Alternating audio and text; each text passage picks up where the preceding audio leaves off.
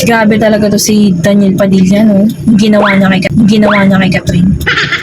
Kakainis. Tapos na yun, tagal na yun. Anong tapos na?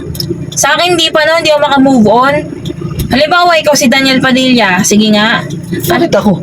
Bakit ako? Halimbawa nga ikaw eh. Tapos, magte-text ka kay Andrea Brillantes. Magpapa-comfort ka.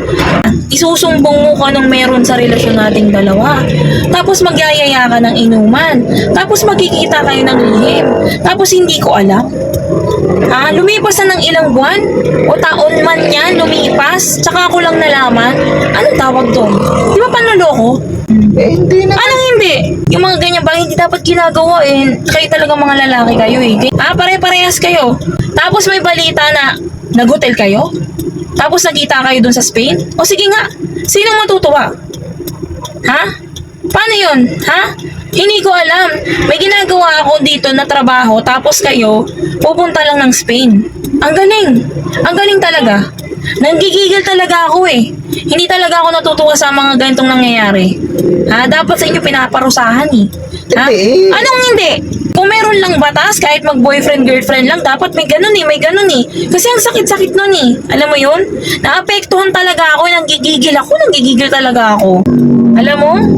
Ramdam ko, hindi lang yun yung unang beses na ng babae ka eh.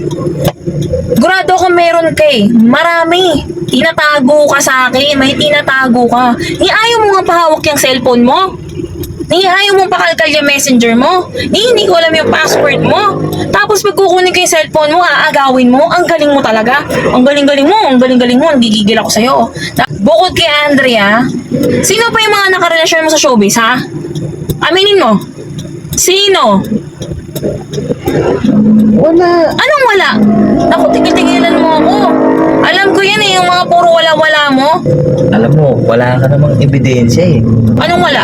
Meron! Lahat ng mga kaibigan kong bakla, lahat ng mga kaibigan kong babae, kausap ko kagabi. Paano wala? Alam nila, nakita nila, hindi sila bulag. Nasubaybayan nila yan lahat. Lalo na yung dati mong manager na direktor, yung bakla. Kinuwento niya sa akin lahat, Daniel. Hindi ka nahihiya sa mga tito mo? Sa mga fans na sumubaybay sa atin?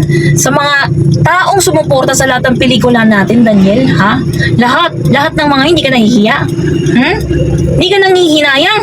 Kaya ikaw, Daniel, magbago ka na. Tumigil ka na sa pambababae mo, ha? Tumigil ako sa'yo. Ano? Hindi naman ako si Daniel eh. Ano hindi? Ay, oo nga pala. Kasi mo halimbawa lang. Sorry, nadala ako. Hira naman yan oh. Nanggigigil kasi ako, naapektuhan kasi ako. Tagal-tagal lang taong magkarelasyon kasi sila, kala ko. Ba't kasi pinapakailaman mo yun?